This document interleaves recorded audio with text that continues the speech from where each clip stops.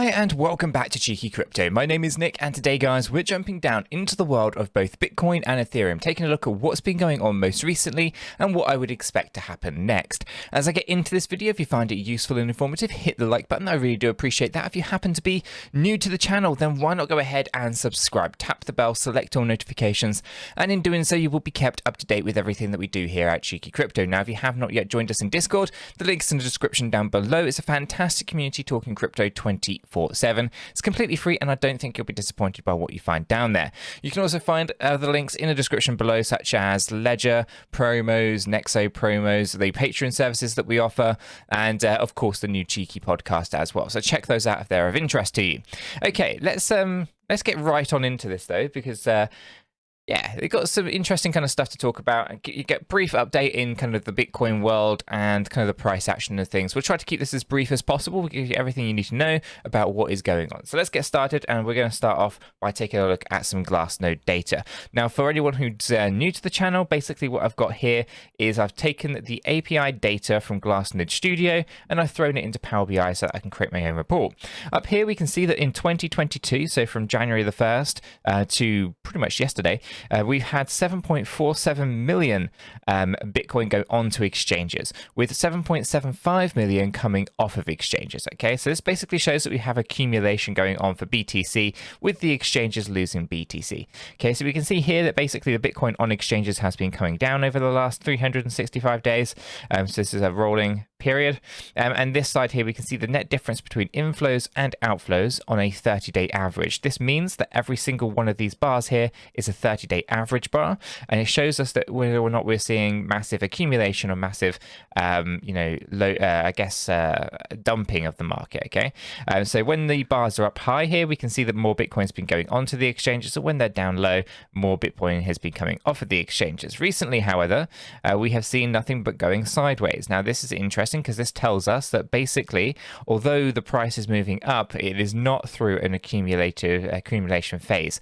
Instead, it's a transfer between participants. Okay, so there are buyers and there are sellers, but it's not really affecting the exchanges. This is really key to understand because basically it's telling us that the demand for Bitcoin is being met by supply of Bitcoin. Okay, and when we want to see price move up in a significant way, we need to see more demand than the supply can handle.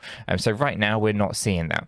Down here at the bottom we have the hodl waves. Now the hodl waves are an indication of how long someone has held BTC, how long it's been in their wallet. So we've got more than 10 years, 7 to 10 years, 5 to 7 years, 3 to 5, 2 to 3, and 1 to 2. All these ones are smaller time frames. Now I look at these and I like to keep an eye on a day-by-day basis to see whether or not anyone who was diamond hands is getting shaken out of the space. Up the top end here at 10 years or more, we can argue that 13.06% is lost Bitcoin. Bitcoin that hasn't moved for 10 years, we could argue maybe is lost keys. Over this side, we have a 6.45%, no change there on the 7 to 10 years. We've got a slight increase with the 5 to 7 years, which means there's usually a slight decrease here, although it's not really noticeable. But basically, yeah, we've got some Bitcoin aging over this side. And the 2 to 3 years, there's no change. The 1 to 2 years, there's no change. So pretty much no change from Saturday or from Friday into Saturday. And basically, even on the smaller scale, we can see over the weekend the volumes have dropped back from on the 12th, which was 1.22%, into 0.89% on the 13th. So basically lower activity. Okay, let's move on. And one of the most powerful reports to look at is this one here, which basically shows us the inflows and the outflows. Sometimes you are on, I don't know, let's say Twitter or Facebook or Instagram, and you're seeing a graph or you're seeing someone say that we've got huge inflows. But what they're doing is they're failing to give you the understanding that actually it might be matched by the outflows, or the outflows might be greater than the inflows. For example, we take this one here at the 29th of July, and we can see that the inflows were 46,000, yet the outflows were 53,000. If you only looked at the inflows, you would get the wrong idea. You'd be assuming that actually the market is about to dump to the downside, when actually what's going on here is a bit of accumulation. Now, for the most part, as I said at the beginning of the Glassnode data, we're seeing that the demand is being met equally by the supply, and that's exactly what you see here. There's a few spikes in terms of more outflows than inflows, but for the most part these two lines are pretty much being matched one for one, and as you can see over the last few days here, including yesterday, they're pretty much exactly the same. So important that we understand that basically we're seeing transfers between people, and that's where the next graphs come in. Okay, so we've shown this multiple times at this point, but basically we've got the wallets. This is the count of wallet addresses with over 1,000 Bitcoin in them, over 100 Bitcoin in them, over 10 Bitcoin in them. Okay, so we got what I call the whales, the sharks, and the dolphins. And basically we've got the whales coming out of their positions. Okay, so they're selling their positions. We got the sharks. They also started to sell off, but they started a little bit of accumulation down here. And then of course you've got the dolphins, which are accumulating. So as I said, we're seeing transfers between people or between participants. These guys are selling their Bitcoin directly to these guys, or even smaller than 10 Bitcoin as well. Okay, so basically retail money, so I call these high net worth individuals. And if we were to go ahead and take a look at like the 1 Bitcoiners, for example, this graph's broken, but these are basically also just racking on up, going continuously moving up. So what we're actually looking at essentially is that retail money is providing the exit liquidity for the whales and the sharks. Although the sharks have been accumulating a little bit down at the bottom here, I do think they are going to reverse as well. So the questions we have to ask ourselves is, why are the whales continuing to sell if the bottom is in?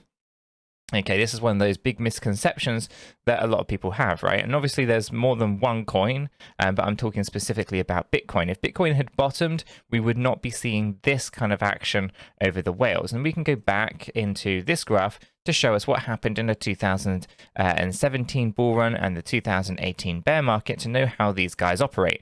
Basically, they start selling into the final pump upwards, okay? So they sell into the pump because people have to provide the exit liquidity for them. And they actually stop selling in January of 2018, okay? So they start selling in, I think it is August of 2017, and they sell all the way up until the all-time high of December. There they stop selling and they started to accumulate a little bit into February, March, and then they did nothing. Okay, they pretty much just let the price go down, didn't really do anything interesting. Then they get to over this side of the spectrum, which is basically September. Bearing in mind the bear market bottom was not until December. In September, they start to accumulate. They accumulate all the way through September, all the way through October, all the way through November, until they get into December. Once they get into December, the bear market bottom hits and they no longer buy.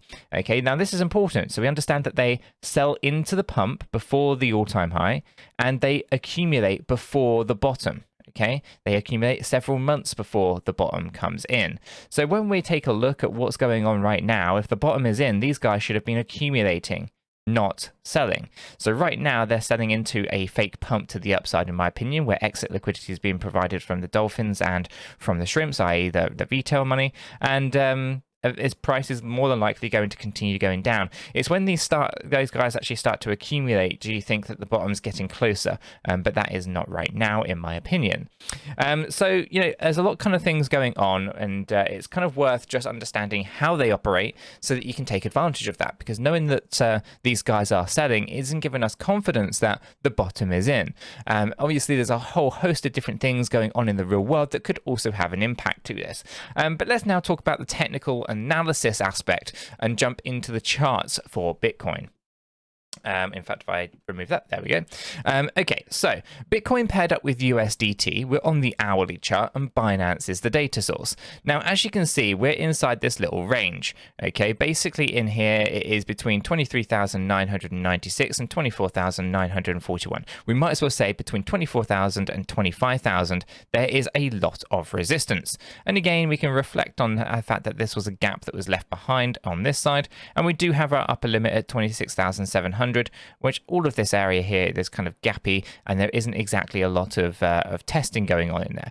I do estimate that 26,500 or 26,700 up here is going to be the upper limit of any particular test before we see some massive kind of downward move. Now, All of these, from an Elliott wave theory point of view, are three-wave corrective structures.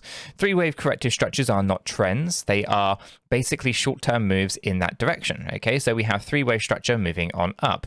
This three-wave structure, being a short-term move, is already in the higher end of the spectrum, basically meaning that there's very little to the upside and a lot more room to the downside.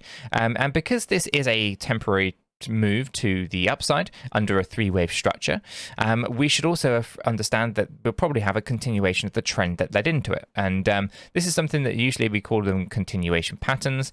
You can call them bear flags if you want. You can call them all sorts of different things. And basically, you set a bunch of higher lows and you set a bunch of higher highs, for example, something like this. And then these are continuation patterns. You can look at them in multiple different ways. You can cut these trend lines in multiple different ways that make you look like you're bullish or you're bearish. It really doesn't really matter because trend lines are the easiest things to draw, but the easiest things to invalidate. It really does depend on the person who's drawing it as to whether they are feeling bullish or bearish, right? So I've just drawn these on here to give you an idea. We've just taken a few highs and a few lows, just eyeballing it. Now, the important thing to understand here that a continuation pattern is basically going to continue the pattern that led into it, right? So we're moving on down, okay, and therefore we'll move on down afterwards. Okay, that's kind of a given. And you see these things time and time again. So let me just go ahead and show you another one just over this side, for example. Here we set a bunch of higher lows, okay, and here we set a bunch of higher highs. The continuation pattern, we went down, that was our trend, we continued the trend when we broke out of it. Okay, you can kind of see these things time and time again, and there's no reason to be feeling massively bullish about it. And of course, these things work in the opposite direction as well. And let me see if I can find one over here, for example. Okay, we set these lower highs and we set these lower lows. Okay, now we have to understand this is a continuation pattern. The trend was up going into it, so therefore we broke out of it going to the upside. Okay, so it's always the opposite into what you think, right? When you see these moves going down like this, you usually break to the upside, and when you see these structures going up like this, they usually break to the downside. Okay, so I know a lot of people get those confused. They sometimes think that they are bullish signals when we're setting those higher lows and higher highs, and sometimes they can be. There's not always a 100% chance that you're going to be moving down in a continuation pattern like that. There are other kind of metrics to be considering. However, I think considering everything that sits in the background here, down is the most likely scenario. Okay, so let's go ahead and just take a look. So basically, we're up in this resistance area. You can see that we're fighting this resistance right here on this A wave high, this being 24,668. You can see that actually just at the point that I started the recording in this video, we just broke through it. The next test here is going to be testing it to see if we can turn it to support. However, we bring the stochastic RSI up into play here. We can see that the momentum is already up in the overbought area as we have this candle, and there's a low probability of staying up there. That being said, we were overbought as we entered this area here, and we did manage to ride this up a little bit. So there's always hope that we can do that, but essentially it's all short term. And over the weekend, where we are basically just having retail investors FOMOing in, it's definitely possible that we can stay up there for a bit. But come Monday, come tomorrow, I think this is going to be a vastly different market. So if we take a look at the 4 hour, you can see that we're progressing up. So again, we could move that up there a little bit. But the 8 hour is, of course, in the overbought area. The daily is in the overbought area. The weekly is almost in the overbought area. So essentially, all those macro timeframes, they are telling us that Bitcoin is reaching its upper end. It is about to finish these corrective structures to the upside and is about to pull to the downside. And we can reflect on this in many different ways. I've spoken about it before. If I just bring up our weekly chart here, for example, let me just expand this out so you can get a better view, and we bring our stochastic RSI into play here. Now, the stochastic RSI, just a note, it is not representing price, it is just representing the momentum behind the movement. Okay, so if this stochastic RSI moves fast from oversold to overbought, it shows a lack of momentum to the upside. Okay, it shows that it's got no real demand to it. Okay, and therefore we don't necessarily want to buy into that kind of movement. Okay, when you move slowly, okay, from the oversold to overbought areas, for example, then it shows that we have a lot more, momentum behind the price. At the same time, we can stay up in the overbought area if we need to. Okay, however, that's usually quite rare and don't normally stay up in the overbought area for a long period of time. In fact, you can take a look. There's only really a handful of these under bullish scenarios does that happen. Normally, you'd actually see a bit of a move down and then up and so forth. Okay, so knowing that, it doesn't actually represent price. It just shows you whether or not there's sustained momentum behind the price. The fact that this has moved so fast and done so little, I think it's important to understand where that has happened historically here. So 32,000 to 48,000 is another clear example of going from oversold to overbought recently, and then we fell down into the new lower lows. Down from here, we are moving from oversold almost into the overbought area, and we've definitely not even crossed any of these high points. So there's definitely lack of momentum behind the price. We can see that also from the volume side of things, where the volume is decreasing as the price is pushing up here, and again, not really giving us a good indication of things to come. And when we take a look at that volume, we can see that there was an increase in volume as we're declining. Okay, so the sentiment is to sell, not to buy, and there's a few retail investors FOMOing in, buying Bitcoin from the whale investors. Okay, and that's kind of in a nutshell what's going on here. And we can take a look at it from a daily point of view. We can take a look at it from a weekly from a weekly or from a daily point of view, and we can see the same kind of scenario. We can see ourselves bouncing around at this upper end here for quite some time, but essentially when last time we were majorly from oversold to overbought like this, we were basically here to here. Okay, I think that's the 26 up to 32, pulling back down, and when we're back into the oversold area at 24 and so forth, right? So I think it's important that we understand that there's a lot of things going on here, but it's not looking overly positive from a stochastic point of view. Of course, that's just the stochastic RSI, and we can go a little bit further by taking a look at the relative strength index. Okay, now the relative strength index is also increasing and getting very, very high on here. So when the RSI becomes overbought as well as the stochastic RSI, you know that this is really, really going to be going in one direction, and that's to the downside. There is a very little chance, in my opinion, of moving out towards the 28K. There's very little chance of moving out towards 30K, and the upper end of what I see here is probably 26.5, and I don't think that's really probable right now with the amount of resistance that we're fighting up against. From a weekly standpoint, you can of course see that the RSI is at a very interesting point. Okay, we are testing, as I showed this the other day as well, this area just here. So if I actually just go ahead and just draw this trend line on, just to give you an illustration as to what this looks like. Basically, we touched this trend line once, we touched it again, and we're touching it for a third time as we come against this resistance, as we are so overbought on those higher time frames as well. So there's little to be bullish about. We can take a look at the monthly as well, for example. We can kind of see what's going on there. We can go down into the lower time frames from this relative strength index, and you get a very similar picture. Essentially, we are looking for corrective action. So we're going to be, when I say corrective action, we're already in corrective action up. We're going to continue what led into that correction, which will be a continuation of the trend to the downside. So that's how I'm looking at it, and there isn't a lot to be positive about, and I keep saying it. Essentially, I follow the money, and the money is coming out, and it's coming out for pretty good reason.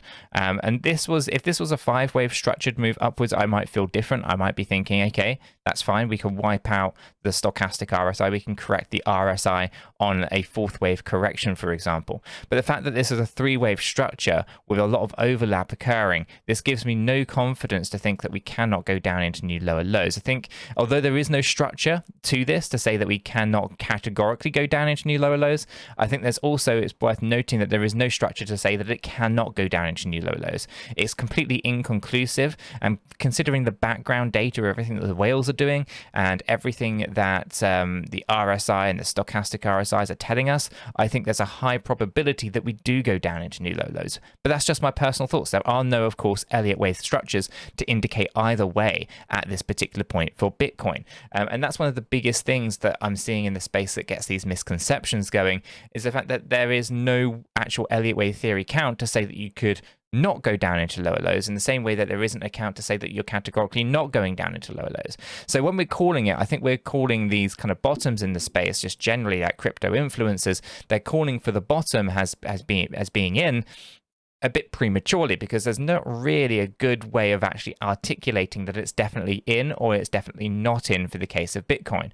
Some altcoins are very, very clear in what their structures are telling us, but for Bitcoin here, that simply isn't the case. So I think it's one that's going to get confirmation soon. Probably as we enter into September, we'll start seeing the price pull back down, and that'll give us a pretty good indication as to where things are going to end up, by the end of this thing. Okay, so if we see a 5-wave structured drop, then I'm going to be pretty confident that we're likely to see new lower lows. And if we only see a 3-wave correction, we might be able to prevent going down lower than 17,622. But let's go ahead and jump down into Ethereum, take a look at what's going on with the recent price action there, because obviously Ethereum is the more complicated one out of the two right now.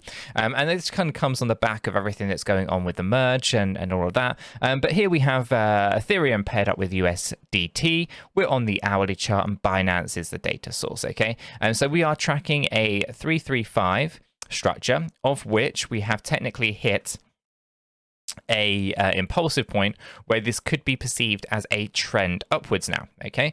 However, it's also worth noting that we have not crossed the 2,159, and the macro is still telling us that we have to go down to new lower lows, which would be down here. Okay. The higher that our 4th wave goes, the lower that our 5th wave goes, and the only invalid way to invalidate that is to cross higher than 2,159. Okay, it doesn't matter so much. Like I know I get different opinions in the comment sections. I don't mind if Ethereum goes up and completes a 5-wave structure. I'm okay with that. It does not prevent Ethereum dropping 50, maybe even 88% from that point. Okay, it just means it will not go down into new lower lows. There's a vast difference here. Let me show you. And I did see some comments that I just thought were, yeah, interesting to say. I don't know how people could articulate that in such a way. But anyway, let's have a look, right? So we could easily pull back down into these kind of ranges here. Pull to 50%, for example. We're not at lower lows, and that would be a typical wave 2 retracement. So when I say we can pull back 88, what I mean is from a Fibonacci perspective. If we take the high from here, for example, and the low down here, somewhere here, there's a Fibonacci 88.2% of this pump. So when I say 88%, I mean this area here, which would basically be pulling us down to this 1,074 dollar range approximately, based on the current high. So wherever it ends up, we could move down towards some of those really extreme levels. It seems really harsh, but essentially that would happen. It would mean that you wouldn't go down to the 545 or 700, but you'd move down to around the $1,000 level. And again, that's a good accumulation point. The only difference really is that you know that you're in an upward trend at that point. So as I say, right, I don't mind if we go ahead and we do invalidate the 5-wave structure down lower, because that helps us understand where we sit in the whole thing. And we've got a trend up, the bottom is in, we move back down, we have an accumulation zone, 50 to 88% of that move upwards.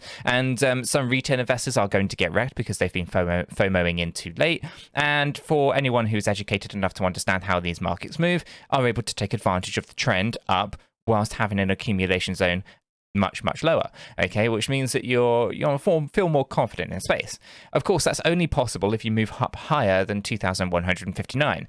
Failing to move up higher than 2,159, then our downward trend is still valid, and the correction here to this upside is a 335 one, sits within wave 4, and we do have that $500 to $700 target come down lower. Again, a good accumulation zone. So as I say, I don't really care either way, whether Ethereum goes up and sets a trend to the upside, or whether Ethereum crashes all the way down. I have absolutely no preference whatsoever, because I know what I would do in either scenario, which is what I'm trying to articulate in these videos and to try to help educate people into doing.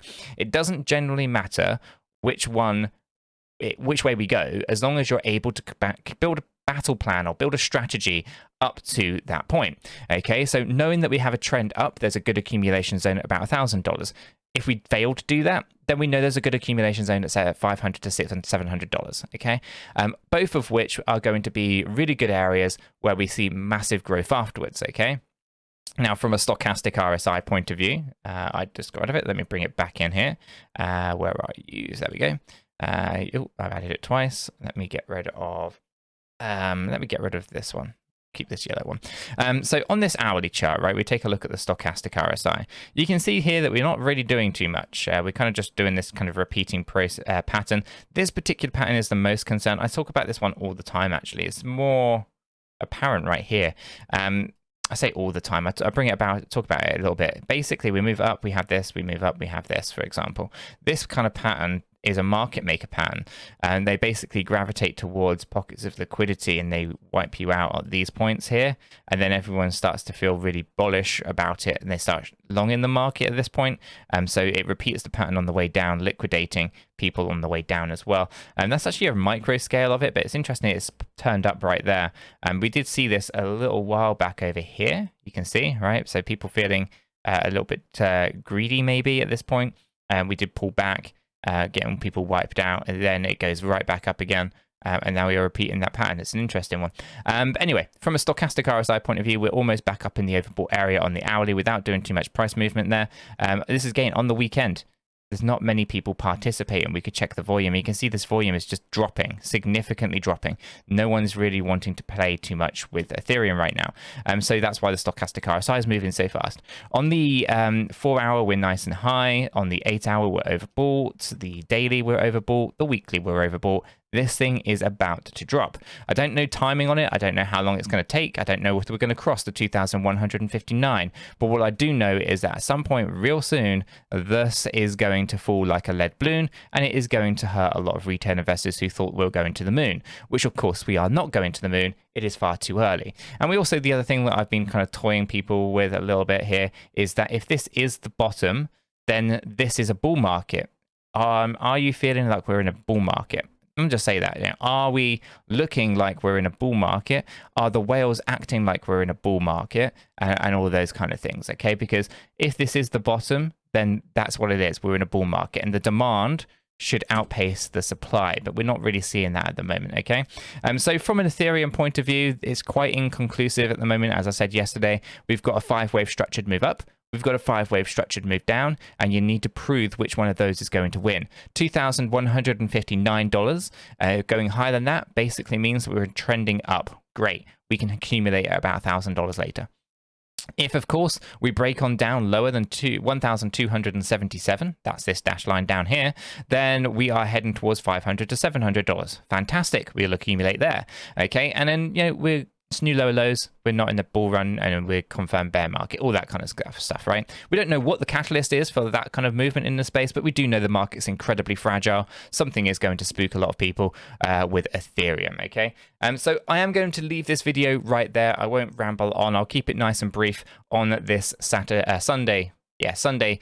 morning. If you found it useful and informative, hit the like button. I do appreciate that. If you happen to be new to the channel, why not go ahead and subscribe, tap the bell, select all notifications, and in doing so, you will be kept up to date with everything that we do here at Cheeky Crypto. With all that said, done out of the way, I hope everyone has a fantastic day, and I'll catch you all in the next one.